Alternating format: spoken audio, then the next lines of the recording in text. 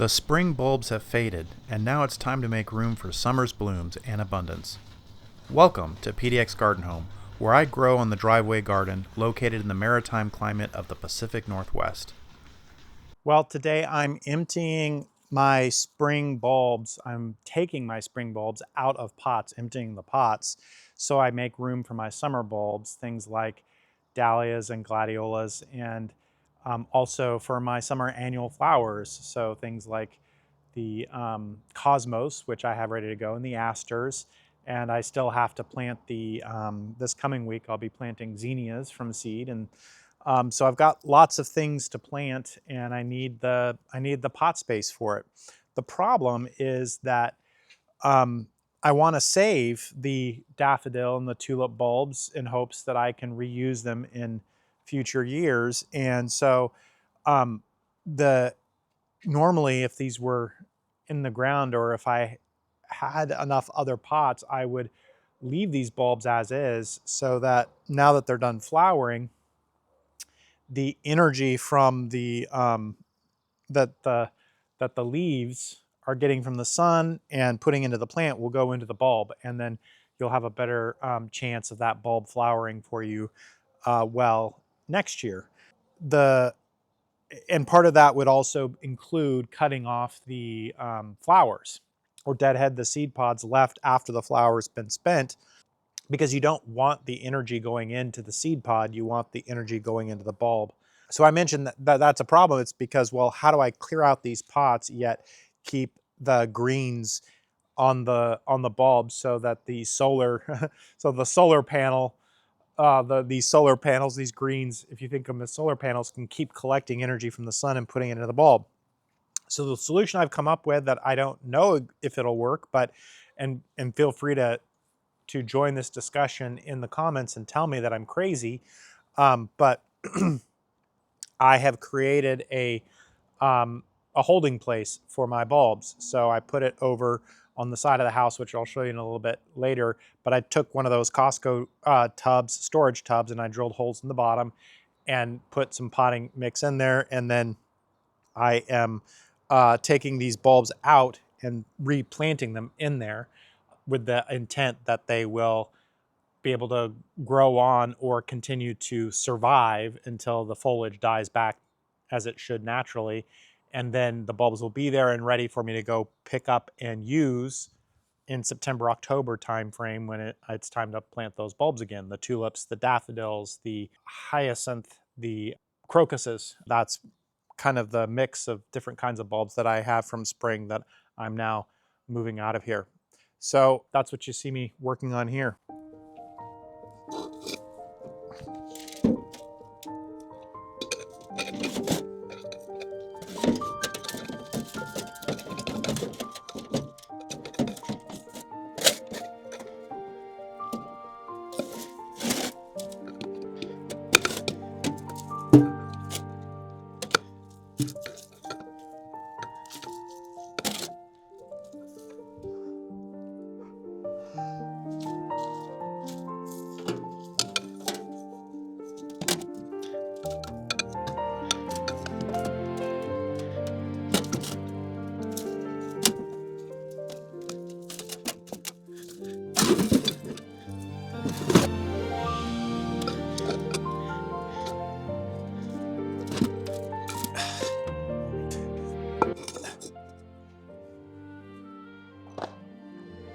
Okay, ready to take this up to the Dead Bulb Society.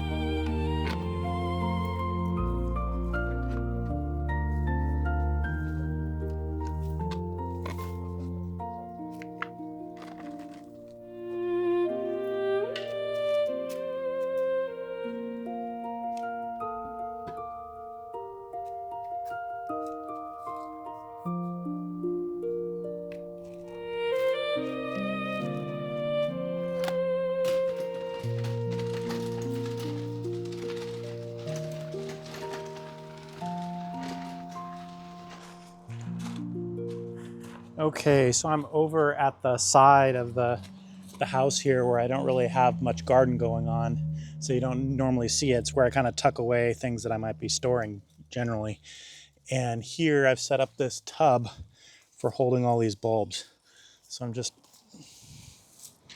stuffing them in here with some potting soil, hoping that they'll be able to finish out there for this season here. Need to come along and water this, I think. Then later, I will come and cut all the green back and harvest the bulbs in the fall to then be replanted for next spring. That's the theory anyway. We'll see if it works. I'm not even being precious with these, I'm just throwing them all in here together. I'm definitely going to buy a new round of good new bulbs for next year too, because my tulips just didn't put on a show that I wanted this year.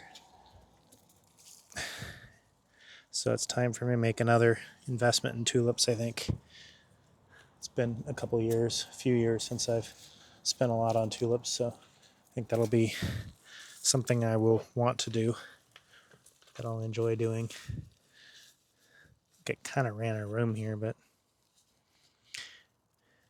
I need to make another. I'm going to make another crate because I still have a bunch of pots to go. That's all that bin's going to hold. That's more than that bin should hold, probably. Well, I'm tentatively excited here. Planted my first pepper. I say tentatively excited because this is a shishito pepper and it's still a bit early looking at the weather, and we do have some days in the 15-day outlook that are going to get below 50 degrees at night. So it is questionable whether I should put the peppers out now. But here's the thing is that I've moved all of my nursery potted peppers and tomatoes and even eggplants out hardening off area, and they're well off as they might get. I did a little bit too fast on some of them, and so you'll see some sun scald on leaves on some things. Even on this pepper plant here, there's some sun scald here because I off too quickly. It'll recover. It's not terminal or anything on that. Cheeto is one of my favorites, so I'm happy to get it going. And I've grown in this size container for the whole season before with plants like a shishito. Because of the limited space in this driveway garden, that's pretty much how I have to do peppers. And so because when I know that there's something like peppers that I can do successfully in containers, I'm going to slot them to containers because then I want to use my in-ground space for things that maybe don't do as successfully in-ground. So in any case, what I was trying to get at is that this is questionable. I mean, it's not going to freeze between now and the rest of the season. So this will survive. I don't know what the cooler nights might do in terms of setting it back or stunting its growth altogether for the whole season. But here's the reality is, as I was mentioning, I otherwise just have it in a red cup container in the hardening off zone, which is also outside. And ideally, if I was really had the time and I was on it, what I'd be doing is the reason for having them in the nursery pots would be that I could have them out here during the day when it's sunny, and then I could whisk them back into the garage at night to keep them warm. That would be the gold standard of what to do here. But I don't have time, or I can just say I'm too lazy to do that. So I haven't been whisking my peppers and eggplants back inside, even though some nights that have dipped below 50, and we will still have more nights, and I don't foresee that I will do that. So in that context, if they're going to be out here anyway, why wouldn't I just put them in their permanent containers? So if there's really any advantage to keeping them in the nursery containers, not actually going to bring them back inside, protection at night or anything like that. So what do you think? Does this seem super early to you? Have you put it out here? I think what you'll see is that me putting things out has less to do with whether it's too early or not, and more to do with where do I have space for it at the moment, or what am I waiting for in terms of the landscaping side of it, not whether the plant is actually ready to go out or not. Because basically what I'm saying is I have concluded that I'm just going to let the plants be ready. Here we come, kind of thing. So that's what I'm up to there, and I'd love to hear your thoughts. If you're putting peppers out, I'd love to hear about that, or if you think I'm crazy and just way too early, and hear all of that. Get your comments on that. So let's talk.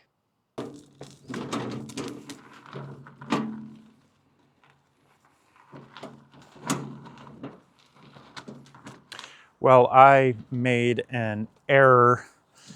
I forgot something I already knew, which was that I need to backfill. Sometimes it's referred to as a column, but I need to backfill kind of the first foot to 18 inches behind the wall with the gravel. I got in my head for some reason, I think because I was looking for cheaper and faster options that I could just kind of fill 18 inches of gravel and then throw the soil on top of it, which might work, but in our climate, I think doing exactly the right way for drainage is a good idea because it's so rainy and wet in Portland with heavy clay soil. So I need to remove this regular dirt from the back of the wall here, kind of in a trench, so that I can then dump the gravel in here. And the amount of gravel that's going to have to go in here is multiple truckloads. So that's going to make the project take longer, which is why I conveniently forgot about this until I reinvestigated and reminded myself of, oh yeah, I was supposed to do it this way. And so, okay, so that's what I'm doing now. At this point, I don't want to haul all this dirt off because I think I will ultimately need it to level out and backfill some things. And so what I'm doing right now is I'm putting this dirt in some whiskey barrels and large Costco planters, planters that I got from Costco that I haven't filled with regular potting soil yet. And just as a holding mechanism until I can kind of figure out where the rest of this dirt will ultimately end up going when I'm done. Okay, so that's what I'm working on here.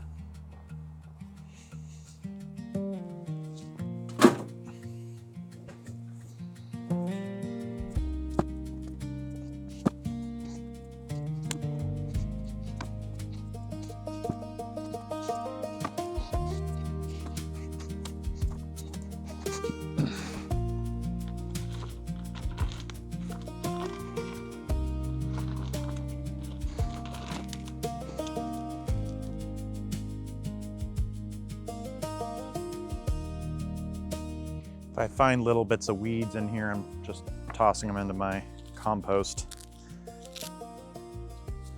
can there.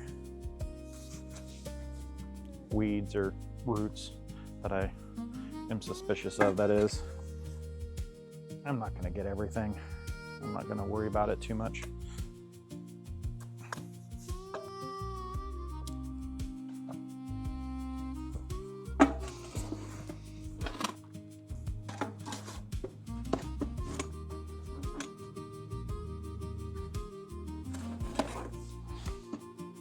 This barrel is just about full, so once I empty this dirt, I will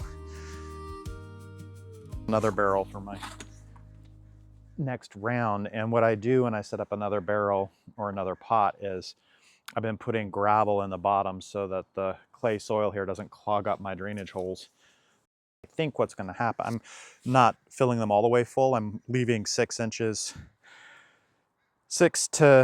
10 inches at the top, which I'll put kind of a more potting mix on the top, and then I'll probably just plant into these. You know, I mentioned earlier that I was saving it in case I need it for later, which is somewhat true, but I also don't think I will get to the step of needing it later until much further into the season, and this will save me some cost on having to buy more potting soil to put into the containers.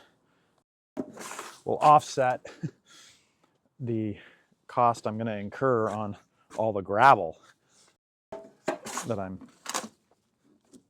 stuffing behind there. I maybe should buy gravel, have an actual gravel delivery so I can buy it in larger bulk at a lower cost, but it's just easier logistically to not have massive pile of gravel in my driveway, because this is a driveway garden, and so I'm picking up the gravel in my truck. And when I do it that way, picking it up yourself is a slightly lower cost, but I'm losing out on some of the bulk I might get because I can only haul about a half a yard of gravel in my truck at a time. At least that's my estimate. I suspect I overhaul in the truck. I am exceeding weight requirements a lot of the time when I do things. When I was removing soil, dirt from the hillside to do this retaining wall, hauling it in my truck to a dump site, I was most definitely overhauling. I could tell just by the way the back end of the truck sank down so dramatically. So, you know, this truck has served me well, so I want to maybe be a little more nicer to it. Okay, that's that. My next step is to go set up a new barrel here.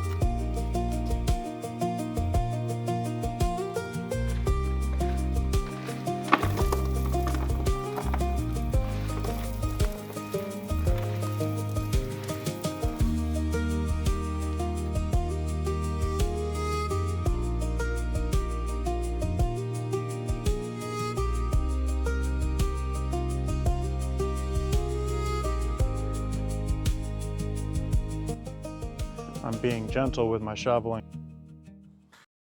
That's dirt landing on the driveway and then rolling down into my garage. That's something I constantly have to clean up in this driveway garden, which was one of the inspirations behind the retaining wall project, was to keep soil from that whole side off the driveway, because before there was no wall. Even right here, there was no wall there, and so dirt would just kind of come onto the driveway and then wash down into the driveway and have to be dealt with.